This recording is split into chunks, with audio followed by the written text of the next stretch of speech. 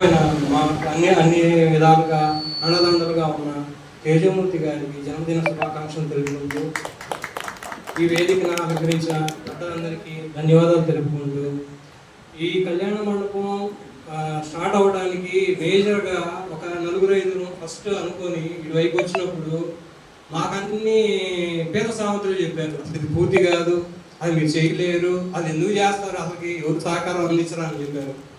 కానీ మా స్ఫూర్తిలో ఈ పేద సామెతలు విన్నాము, అటు శ్రీకృష్ణదేవరాయలు లాంటి గొప్ప వ్యక్తి స్ఫూర్తి కూడా ఉంది, చిరంజీవి గారు, మన పవన్ కళ్యాణ్ గారు, వీళ్ళందరూ స్ఫూర్తి కూడా మాలో నిండి ఉంది.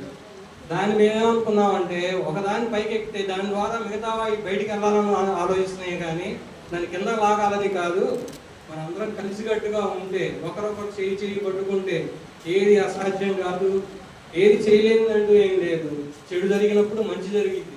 ఇది సమావేశం లేట్ అవ్వచ్చు కానీ అద్భుతంగా తీర్చిదిద్దచ్చు. ఇది కళ్యాణ మండపమే కాదు, రేపు పొద్దున మన కాపు సోదరులందరికీ ఈ చిత్తూరు పేటలో ఒక గొప్ప స్థలంగా ఉంటుంది. దీని ద్వారా కాపు పేద విద్యార్థులకు కానీ దీని నుంచి వచ్చే రేపు పొద్దున మన కాపు పిల్లలకు కానీ ఎవరికైనా తక్కువలో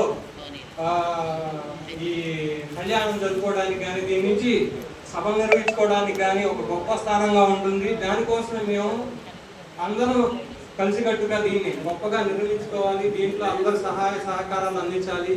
చినుకు కలిస్తేనే ఒక గొప్ప ఇదిగా అవుతుంది. దీంట్లో అట్లానే ఎవరు చిన్న సహాయం అనుకోవాలండి, మీరు తగ్గ సహాయం చేయండి. దీన్ని ఒక అద్భుతంగా నిర్మించుకున్నాం. దీంట్లో అందరూ భాగస్వాములు.